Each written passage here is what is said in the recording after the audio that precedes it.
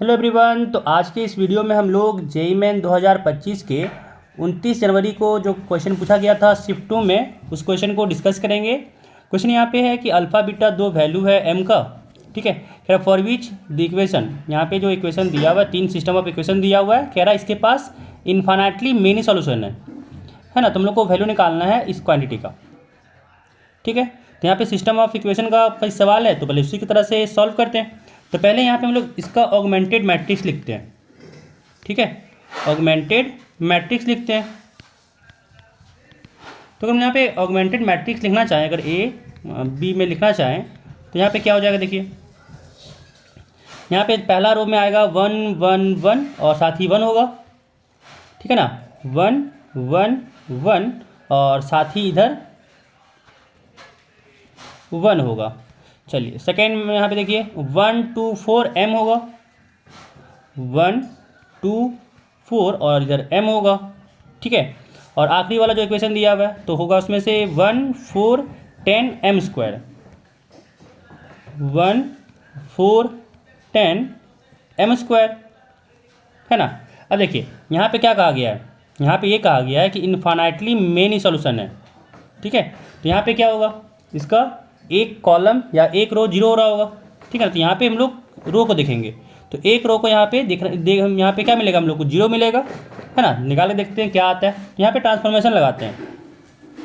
Transformation यहाँ पे ये अप्लाई कर रहे हैं हम लोग कि भाई R2 को इंटरचेंज कर रहे हैं हम लोग R2 माइनस R1 से, है ना। और R3 को चेंज कर रहे हैं हम लोग R3 माइनस R1 से।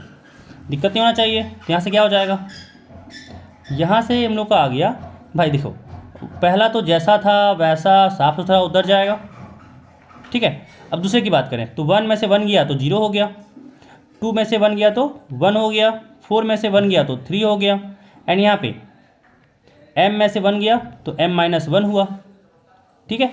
अब R3 लिखें तो 1 में से 1 गया तो 0 हुआ, 4 में से 1 गया तो 3 हुआ, और 10 में से 1 गया तो 9 हुआ, ठीक है। फिर m स्क्वायर में 1 गया तो यहाँ से m स्क्वायर माइनस 1 हुआ। कोई दिक्कत नहीं होना चाहिए। अब यहाँ पे क्या अप्लाई करेंगे तो R3 को हम लोग यहाँ पे चेंज करेंगे R3 माइनस 3R2 से। क्यों, क्योंकि देखो अगर यहाँ पे इसमें 3 से मल्टीप्लाई करके सब्ट्रैक्ट करना है इसमें तो 0 हो रहा है। देखो ये वाला क्वांटिटी यहाँ पे 0 हो जाएगा, ठीक है। तो यहाँ से क्या बन गया, हम लोग का आ गया। तो यहाँ से हम लोग का आ जा रहा है कि ये तो पहला चेंज ही नहीं करेगा, जैसा है वैसा ही उतर जाएगा। दूसरा भी जैसा था वैसा ही उतर जाएगा।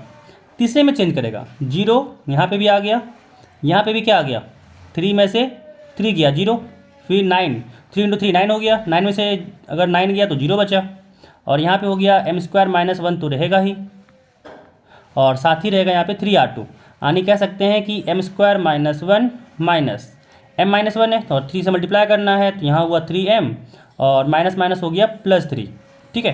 तो यहाँ पे हम लोग का आ गया, यहाँ पे हम लोग का आ गया m square minus 3m plus 2।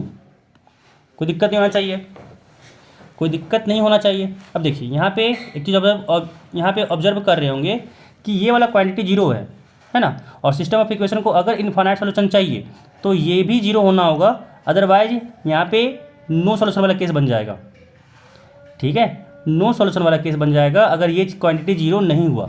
But यहाँ पे बोल रखा है कि इसके पास तो इन्फाइनाइट मेनी सॉल्यूशन है ना। तो इसके कारण से क्या हो जाएगा, इस वाले क्वांटिटी को 0 के इक्वल होना होगा। तो यहाँ से आ गया हम लोग का कि m square minus 3m plus 2 equal to 0, है ना। और जब इसको फैक्टर किए तो यहाँ से आ गया m square minus 2m minus m plus 2 equal to 0। यहाँ से हुआ m minus 2 into m minus 1, this is equal to 0। यानी m का वैल्यू यहाँ पे 2 आ गया, एक आ गया 1 और एक आ गया 2। कोई दिक्कत नहीं होना चाहिए। यानी कह सकते हैं, मान लो कि अल्फ़ा जो 1 है और बीटा यहाँ पे जो 2 है। अभी कंप्लीट नहीं हुआ है, ध्यान रखना, अभी कंप्लीट नहीं हुआ है। अभी हम लोग को निकालना है वैल्यू, हम लोग को इसका वैल्यू चाहिए, ठीक है ना। समेसन n इक्वल टू 1 से 10 n power alpha plus n power beta, इसका हम लोग को यहाँ पे वैल्यू चाहिए, ठीक है। चलो यहाँ पे जिसका हम लोग को वैल्यू चाहिए लिख लेते हैं कि भाई समेसन, एक सेकेंड, यहाँ पे चाहिए था हम लोग को वैल्यू, इधर लिख लेते हैं कि समेसन n इक्वल टू 1 से 10 तक चाहिए था, n के पावर अल्फ़ा प्लस n के पावर बीटा, यानी यहाँ पे हम लोग को वैल्यू चाहिए समेसन n इक्वल टू 1 से 10 n के पावर में 1, तो 1 लिखना ना लिखना बराबर है बात, साथ ही अलग अलग कर लेते हैं। प्लस यहाँ पे है समेसन n इक्वल टू 1 से 10, यहाँ पे हो जाएगा n का स्क्वायर, है ना, क्योंकि बीटा का वैल्यू 2 था। अब देखिए हम लोग जानते हैं कि समेसन n का फॉर्मूला क्या होता है, n प्लस 1/2, ठीक है, और समेसन n स्क्वायर का फॉर्मूला क्या होता है कि n plus 1 2n plus 1 divided by 6, है ना। बस इसमें पुट करो n का वैल्यू, काम खत्म। यहाँ से आपका आ गया कि 10 इंटू 10 प्लस 1 हो गया 11/2 प्लस n स्क्वायर केस में अगर यहाँ पे 10 पुट करें तो ये वाला हो जाएगा, यानी आ जाएगा 10 इंटू 11 इंटू 10 इंटू 2 20, 20 प्लस 1 21, और यहाँ पे आ गया 21/6, ठीक है। अब यहाँ पे 2 से 10 कटा 5 टाइम्स में, और यहाँ पे भी ये कट जाएगा, देखिए 6 ये कटा 2 से 3 टाइम्स में, और ये 7 से 3 टाइम्स में, फिर 2 से 10 कटा 5 टाइम्स में, यहाँ पे आ गया 11 इंटू 5 55, और यहाँ पे हो गया प्लस 11 इंटू 5 55, और साथ ही है इंटू 7 55 कॉमन आ जाएगा, यानी 55 कॉमन, तो यहाँ हुआ 1 प्लस 7, यानी एक सेकेंड यहाँ पे 55 है 55, और 55 इंटू 8 हुआ, 8 5 जा 40 0 4 कैरी 8 5 जा 40 40 और 4 44, यानी यहाँ पे इसका वैल्यू आ गया 440, है ना।